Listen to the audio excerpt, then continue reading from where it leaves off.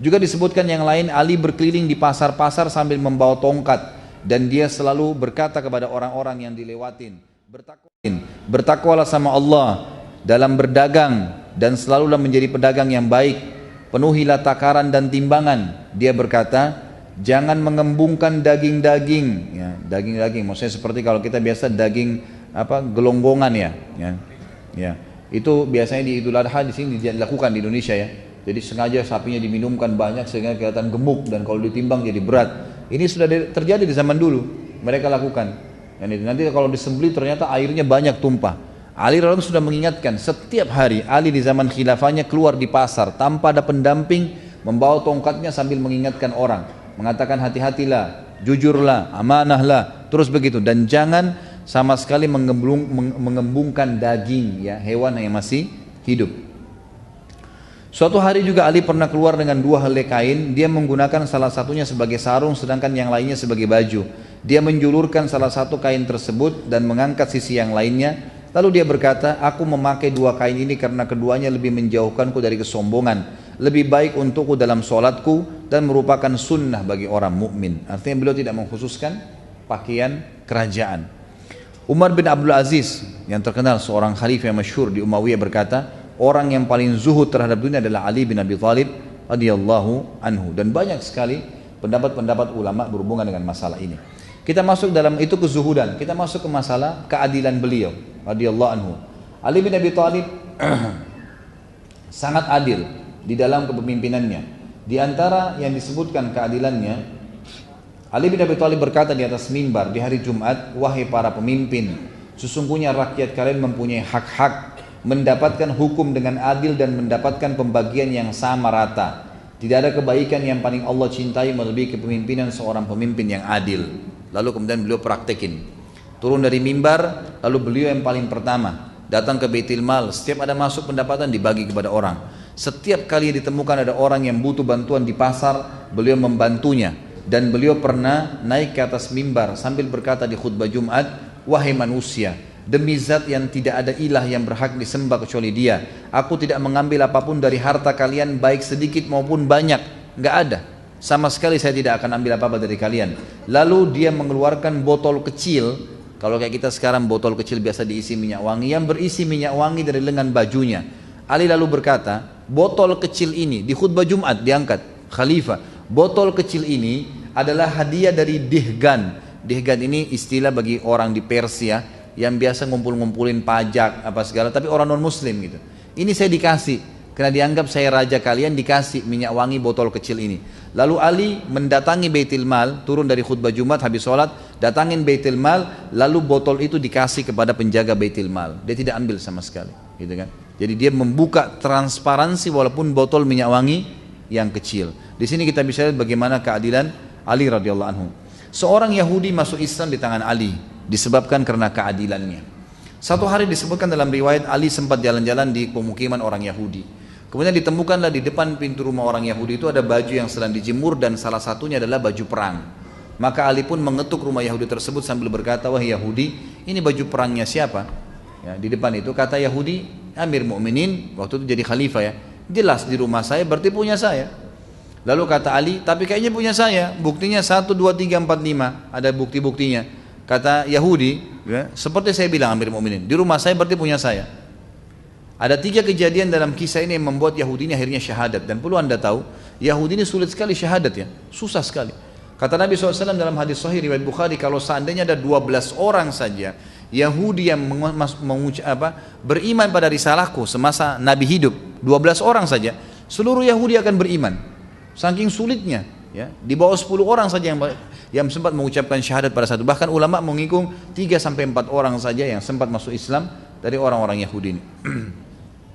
Seorang Yahudi masuk Islam di tangan Ali karena keadilannya pada saat memimpin. Waktu itu Ali, ada 3 kejadian ya, setelah dialog sama Yahudi ini yang membuat Yahudi ini masuk Islam. Yang pertama adalah Yahudi ini kaget waktu Ali bilang, ini baju siapa? Dia bilang baju saya, di rumah saya, jelas punya saya. Ali tunjukkan buktinya, dan ini dialog antara raja muslim dengan masyarakat biasa kafir. Sudah masyarakat biasa kafir, artinya kalau raja dia mau diambil saja, gitu kan? Tapi ini enggak. Maka kejadian pertama yang buat Yahudi ini syahadat, dia bilang, tiba-tiba Amir Mukminin Ali mengajak saya ke pengadilan. Ayo kita ke pengadilan kalau begitu. Jadi bukan Ali ambil langsung, kata si Yahudi ini yang menukir riwayat kepada kita. Dia mengatakan kalau seandainya ini raja Yahudi, udah diambil secara paksa. Tapi karena ini Muslim dia tidak ambil. Maka saya kaget atau Amir Mukminin mengajak saya ke pengadilan. Maka jalanlah saya bersama Ali. Nggak ada pengawal, nggak ada siapa, jalan Amir Mukminin raja Muslim, jalan kaki, nggak pakai kendaraan, bersama dengan orang Yahudi ke pengadilan. Kejadian kedua yang membuat Yahudi ini masuk Islam adalah pada saat masuk ke dalam ruangan pengadilan. Waktu itu kebetulan hakimnya seseorang yang bernama Shuraih, yang ditunjuk oleh Ali menjadi hakim. Ali yang tentuin gajinya, Ali yang tentukan juga jabatannya. Waktu Ali masuk, kata Yahudi ini, waktu Amir Mukminin masuk ke pengadilan dan dia berikan salam, anehnya tidak satu pun dari umat Islam ada yang berdiri dan salaman sama Ali. Nggak ada. Gitu kan? Apa sebabnya? Karena ternyata mereka sudah biasa salaman sama Ali tiap hari. Nggak ada sesuatu yang istimewa. Mereka kalau mau temui Ali, Ali ada di pasar, ada di rumahnya, kapan saja diketuk bisa ditemuin. Nggak ada sekretaris, nggak ada janji, nggak ada segala macam-macam rumit. Nggak ada. Tiap hari. Jadi mereka nggak anggap Ali itu bertemu salaman khusus adalah istimewa, biasa saja. Maka pada saat Ali radhiyallahu anhu salam, waktu salam pada saat itu, maka semuanya jawab, tapi kata Yahudi ini tidak ada satupun yang berdiri salaman sama Amir Mukminin. Dan yang luar biasa, Shuraih si hakim sempat bilang, silakan wahai Amir Mukminin, silakan apa? Antri. Di pengadilan ini lagi banyak orang dihakimin, silakan antri. Kata Yahudi ini, Amir Mukminin pun pergi ke belakang saf pengadilan dan tunggu antri, nggak marah, nggak tersinggung, nggak apa-apa. Biasa saya kayak tidak ada apa-apa. Ini kejadian kedua yang membuat dia kagum.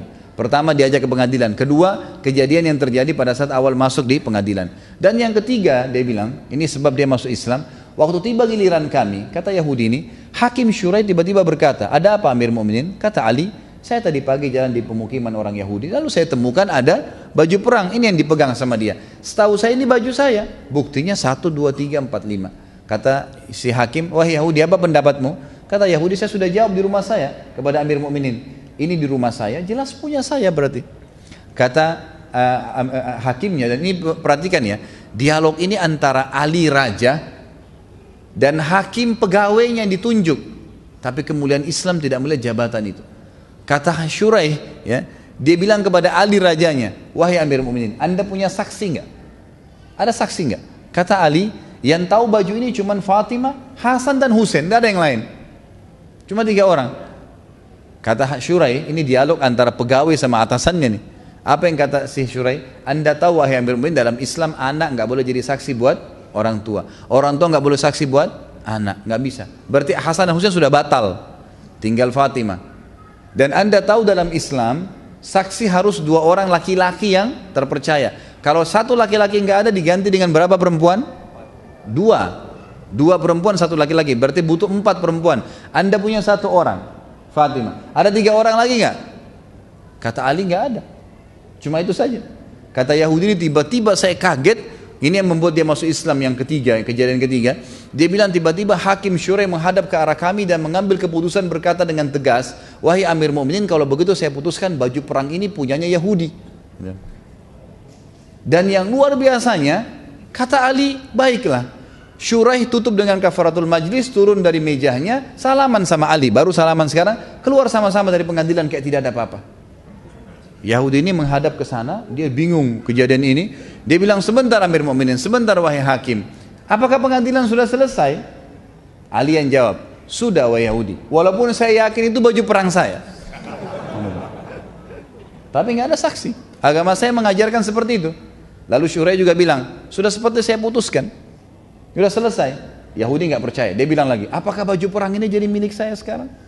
Kata Ali, iya.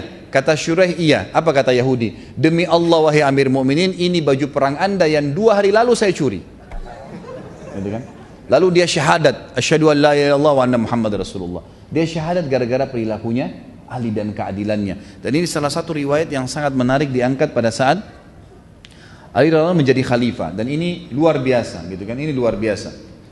Kemudian tentu masih ada yang lain, seperti yang saya katakan, beliau jalan di pasar dan segalanya. Disebutkan bahwasanya Ali radhiyallahu anhu dalam riwayat ini dinukil oleh Abu Nuaim dalam Al-Hilyah dan Ibnu Abi Syaibah dalam Musannafnya dengan sanad yang sahih. Ali bin Alqam dari ayahnya dia berkata, aku melihat Ali menjual sebilah pedang di pasar. Di zaman khilafah ya, beliau bawa pedangnya, beliau jual di pasar. Khalifah jual pedang di pasar. Dia berkata, siapa yang mau membeli pedang ini dari aku? Demi zat yang menumbuhkan biji-bijian, aku sering menggunakan untuk membela wajah Nabi SAW. Ini pedang yang aku pakai membela Nabi SAW. Seandainya aku mempunyai uang seharga sehelai kain sarung, niscaya aku tidak menjualnya. Aku tidak menjualnya. Artinya beliau betul-betul memang hidup seperti masyarakat biasa. Dan kepemimpinan kerajaan itu khilafah bukan ajang untuk mengumpulkan harta. Dia tahu itu adalah amanah yang harus dijalankan. Seperti itu gambarannya. Ali juga adalah orang yang memang sangat hakim, sangat bijaksana dalam keadilan ini ya. Dan itu diakui oleh banyak sahabat. Di antaranya Umar bin Khattab berkata, yang paling mahir dalam menerapkan hukum di antara kami adalah Ali. Ini Umar bin Khattab menyampaikan masalah itu. Bahkan Ibnu Mas'ud mengatakan, kami membicarakan bahwa orang-orang Madinah yang paling ahli di bidang peradilan adalah Ali bin Abi Thalib. Ini semua pengakuan para sahabat ridwanullah alaihim. Dan Ali pernah berkata, Rasulullah SAW mengutusku ke negeri Yaman, dan aku berkata, aku adalah orang yang paling muda ya Rasulullah, bagaimana aku bisa mendakwahi mereka? Lalu Nabi SAW mengatakan kepada beliau, innallaha sayahdi qalbak wa yuthabbitu lisanak, fa idza jalasa baina yadayka al-khasmani fala taqdiyani hatta tasma'a min al-akhar kama sami'ta min al-awwal, fa innahu ahra an yatabayyana lakal qada'. Kata Nabi SAW, sesungguhnya Allah akan membimbing hatimu dan meneguhkan lisanmu, karena aku yang telah mengutusmu. Jika ada dua orang yang berselisih datang di hadapanmu, maka jangan engkau menetapkan sebelum engkau mendengarkan ucapan orang kedua seperti engkau mendengar ucapan orang yang pertama, karena itu akan lebih memantapkan putusanmu. Sama dengan hadis Nabi SAW yang lain juga, kalau datang kepadamu dua orang yang sedang ribut, maka jangan kau dengar, jangan kau putuskan kepada orang yang sedang datang walaupun matanya satu sudah rusak, gitu kan? Sampai engkau melihat lawannya, rivalnya. Karena bisa saja rivalnya matanya dua-duanya rusak, gitu. Maka disuruh mengadukan seperti itu. Umar juga radhiyallahu anhu berkata dari Abu Sa'id al-Khudri, beliau berkata, atau beliau pernah bertanya kepada Ali tentang sesuatu, lalu Ali menjawab, maka Umar berkata, aku berlindung kepada Allah dari kehidupan di tengah suatu kaum yang tidak ada Abu Hasan di antara mereka. Maksudnya Ali radhiyallahu anhu. Dan banyak sekali riwayat-riwayat yang menyebutkan hal-hal yang seperti ini, yang menyebutkan tentang masalah bagaimana keadilan beliau. Kemudian kedermawan, beliau sangat dermawan dan murah hati radhiyallahu anhu.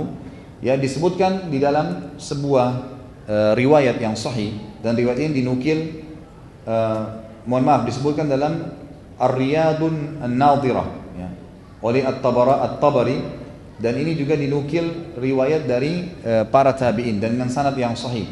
Dikatakan Ali radhiyallahu anhu tidak wafat kecuali memiliki uang 100.000, Allahu alam dirham atau dinar pada saat wafat, tapi Ali memiliki utang 70.000.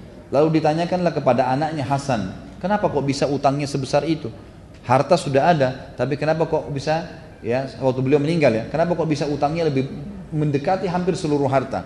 Kata dinukil bahwasanya Ali radhiyallahu anhu semasa hidup sering kedatangan ipar-iparnya, kenalan-kenalannya, dan juga kerabat-kerabatnya. Maka beliau tidak pernah membiarkan mereka pergi kecuali sudah diberikan sesuatu, artinya diberikan harta kepada mereka. Kemudian juga disebutkan Ali radhiyallahu anhu pernah keluar satu waktu, kemudian menuju ke rumahnya satu waktu, lalu Fatimah berkata, wahai Ali, kami tidak punya makanan lagi, kecuali uang 3 dirham ini. Maka diberikanlah uang tersebut kepada Ali. Ali pun menuju ke pasar ingin membeli makanan. Di tengah pasar dia bertemu dengan satu orang fakir miskin yang berkata setelah salam, wahai ayahnya Hasan, saya sudah 3 hari nggak makan dengan anak istri saya, bisakah engkau membantuku? Ali waktu itu pegang uang cuma 3 dirham, tidak ada lagi yang lain. Maka dengan keyakinan kepada Allah dia mengatakan, tidak mungkin saya membantu orang susah ini kemudian Allah membuat saya dan keluarga saya mati kelaparan, karena saya belum makan hari ini saja sementara orang ini sudah 3 hari nggak makan. Maka dia pun dengan keyakinan memberikan semua 3 dirham itu. Setelah itu dia pulang ke rumahnya, kata Fatimah, mana makanannya? Kata Ali, tadi ada orang begini ceritanya, maka saya berikan. Fatimah pun menangis mengatakan, lalu kita makan apa? Kata Ali, jangan kau khawatir ya Fatimah, Allah tidak akan membiarkan kita mati kelaparan karena membantu orang. Saya akan ke rumah ayahmu Rasulullah SAW, mungkin beliau punya makanan. Maka keluarlah Ali radhiyallahu anhu menuju ke rumah Nabi SAW, dan ini saksi bahasan kita. Pada saat itu bertemulah Ali dengan seorang Ansar yang membawa unta betina merah, dengan tangannya. Setelah memberikan salam kepada Ali, Kemudian ngobrol-ngobrol lalu dia berkata, wahai ayahnya Hasan, saya punya unta yang bagus, apa anda ingin beli? Waktu itu kebetulan unta yang seperti ini harganya di pasar standar cepat laku 40 dirham. Kata Ali, baiklah, tapi saya nggak ada duit.